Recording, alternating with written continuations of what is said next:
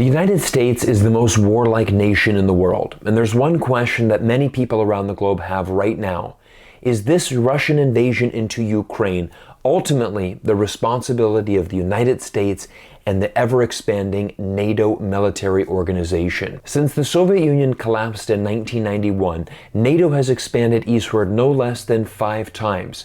Currently, there are 3 NATO states that sit on the border with Russia, and Russia has drawn a line in the sand, stating that under no circumstances will they tolerate Ukraine joining NATO. In today's video, we're going to be examining some very important historical context in regards to NATO and the United States, and most importantly, answering this question: who is responsible for this invasion into Ukraine? Today's video is sponsored by Webull, a trading platform that allows you to earn free stocks and cryptocurrency. Stay tuned to the end to hear a special offer from our sponsor. First of all, I want to state that as an American citizen, I fully recognize the amount of international wars and conflicts my government has unfortunately started and been involved with some 70 years.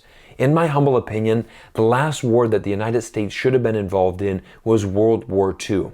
That was a war that the entire world needed to come together to defeat a force that was ultimately trying to destroy this globe. However, since 1945, there really hasn't been an international conflict that the United States needed to be involved in. And the difficult thing for me as an American citizen is I see the devastation these wars cause on not only the millions of innocent lives around the world, but also on the millions of lives of American citizens. Instead of using our tax dollars to fix the plethora of domestic issues we have in America, like homelessness, unaffordable healthcare, violent crime, and drug abuse, the U.S. military maintains over 800 military bases around the world and spent over $300 million a day for 20 years on wars like Afghanistan. The United States leads NATO, and many people around the world are frustrated with the plethora of war crimes and destruction that NATO has caused. During the 78-day NATO bombing of Serbia and Montenegro in 1999, the US-led NATO alliance committed similar or identical acts that it is now condemning Russia for in Ukraine. Interesting enough, this bombing was started by Bill Clinton, who sidestepped both the United Nations and US Congress to initiate this bombing, and Joe Biden was among its biggest cheerleaders at the time. Most recently, NATO has come under fire from France, one of NATO's founding members. On March 6, French politician Jean-Luc Mélenchon held a rally proposing that France leave NATO. The Frenchmen had strong words for NATO, calling it a useless organization which causes tensions almost everywhere. I think I've made it very clear that the US and NATO have a tremendous amount of blood on their hands. But here is my question to you.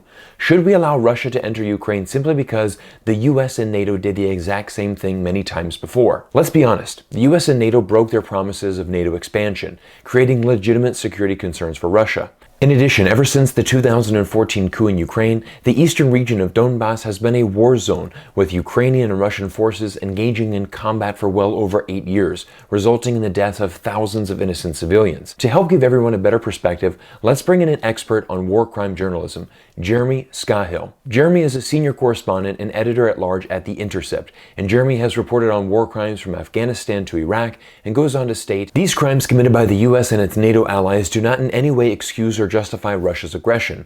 At the same time, history and context matter. If the US wants the moral high ground, it should cease its ongoing war crimes and support for war crimes. This could begin with such actions as ending all support for Israel's aggression against Palestine and recognizing the Palestinians' legitimate right to self-defense. The US could immediately end all support for Saudi Arabia and make it a pariah, as Biden has promised. The US could stop its drone strikes in Somalia and elsewhere, and the systematic US failure to accept the responsibility for its own crimes undermines the credibility of its condemnations of Russia, particularly in the eyes of anyone who knows the history of NATO and US militarism." Now, this report from Jeremy Scahill is honestly one of the most thorough and absolutely bang-on analysis of this entire situation. The world cannot look for the United States as a leader in this regard. So if you are trying to hold yourself accountable and using the United States as a comparison, you of course are going to fail, because the United States is a disaster when it comes to war crimes around the world. Last week I debuted a video entitled "How Will China Handle the Russia and Ukraine War?"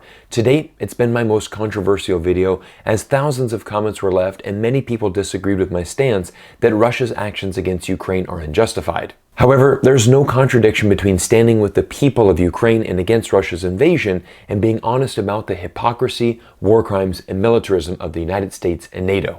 Instead of justifying Russia's actions, why don't we hold all countries accountable for any war crimes committed? This includes Ukraine, Russia, the United States, and any other country for that matter. Some have stated that Russia's war against Ukraine is a war of self-preservation.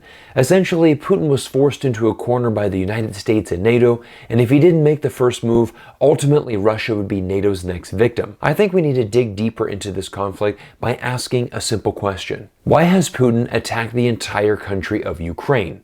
If he was truly worried about the 8-year conflict in the Donbass region and the ethnic Russian population under attack from Ukrainian rebel forces, why wouldn't Putin use his military strength to simply annex this region exactly like he did with Crimea in 2014? Days before Putin's formal invasion, he addressed the Russian nation and stated, "Ukraine has no claim to independence, but is instead an integral part of Russia. Its people are connected with us by blood and family ties."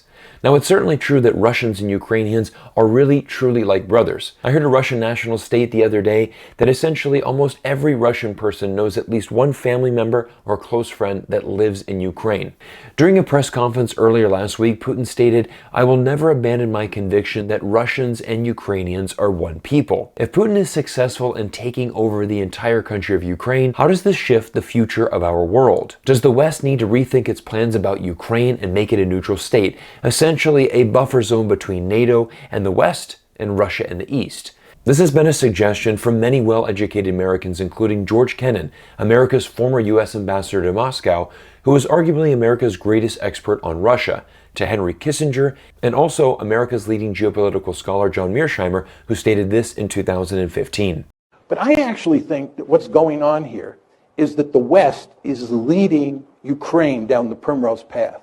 And the end result is that Ukraine is going to get wrecked. And I believe that the policy that I'm advocating, which is neutralizing Ukraine and then building it up economically and getting it out of the competition between Russia on one side and NATO on the other side, is the best thing that could happen to the Ukrainians. It would be in our interest to bury this crisis as quickly as possible. It certainly would be in Russia's interest to do so. And most importantly, it would be in Ukraine's interest to put an end to the crisis. Everyone, I want to thank you for making it to this point in the video, because I know talking about a subject like this is actually very, very difficult.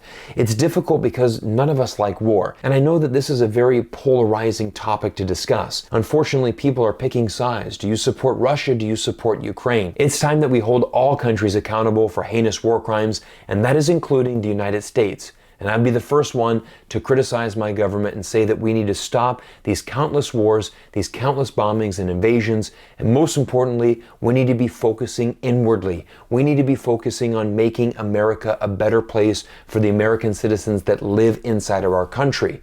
We need to be focusing on building other nations up and making sure that we can support a global economy. All of us around the world are feeling an enormous pressure right now. Gas prices are soaring, and all of us realize how connected Russia is to this global economy. Stay tuned for my next YouTube video as I bring you an exclusive interview with Patrick Lancaster, an independent American reporter who has been on the front lines of this conflict, living full-time in the Donbass region for the past 8 years. Patrick shares some of his amazing insights and will help everyone better understand this incredibly complex dynamic between Russia and Ukraine. At this point, I'd like to thank Webull for sponsoring today's video. Webull is a trading platform that I personally use to buy stocks and cryptocurrency, and they have an amazing opportunity for all the fans of this channel. Now, many of you might be thinking, there's a lot of fear and uncertainty in the world, and this is probably not a good time to start investing. However, that's not true, because usually when there's fear, this presents an amazing opportunity to buy stocks at a very big discount. We simply need to look back to March 2020 and the start of the COVID-19 pandemic, when all the stock markets across the world crashed to very low levels. If you started investing in that time, you would have achieved some amazing results over the past 18 to 24 months. Now, there's another amazing opportunity, and Webull is going to help you get started on your investments.